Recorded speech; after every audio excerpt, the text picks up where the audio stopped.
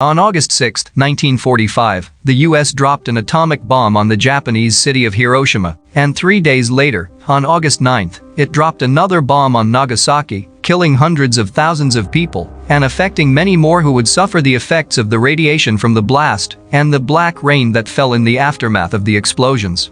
The U.S. War Department had said an impenetrable cloud of dust and smoke cloaked Hiroshima after the bomb exploded. Last week, a district court in the city of Hiroshima recognized the survivors of black rain who proved to the court that they suffered medical conditions caused by the post-explosion rain and, therefore, were eligible to avail benefits, including free medical care, being given to survivors of the blasts who are known as hibakushas.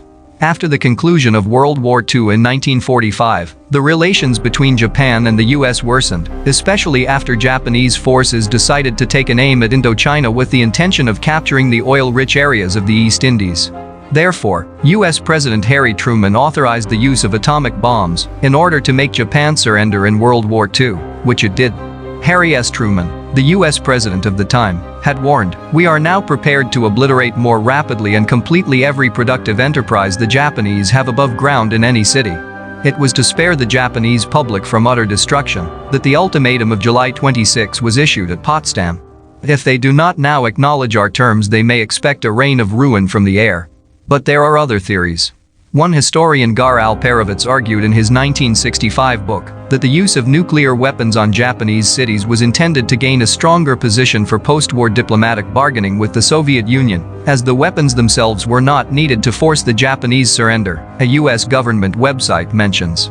On the morning of August 6, at 8:15 a.m. local time, a B-29 bomber Enola Gay dropped the atomic bomb called Little Boy with a force of over 20,000 tons of TNT on the city of Hiroshima. When most of the industrial workers had already reported working, many were en route and children were in school. The U.S. Strategic Bombing Survey of 1946 notes that the bomb, which had exploded slightly northwest of the center of the city, killed over 80,000 people and injured as many. 3 days later, another atomic bomb called Fat Man was dropped over Nagasaki around 11 a.m. local time, killing more than 40,000 people. The 1946 survey notes that due to the uneven terrain of Nagasaki, damage there was confined to the valley over which the bomb exploded, and, therefore, the area of nearly complete devastation was much smaller, about 1.8 square miles. Truman decided that only bombing a city would make an adequate impression, and, therefore, target cities were chosen keeping in mind the military production in the area, and while making sure that the target sites did not hold cultural significance for Japan like Kyoto did. This was because the aim was to destroy Japan's ability to fight wars. Hiroshima was primarily a military target with a population of about 318,000 people. Hiroshima at the time was also the 7th largest city of Japan and served as the headquarters of the 2nd Army and of the Chugoku Regional Army, making it one of the most important military command stations in Japan. It was also the site of one of the largest military supply depots and the foremost military shipping point for troops and supplies.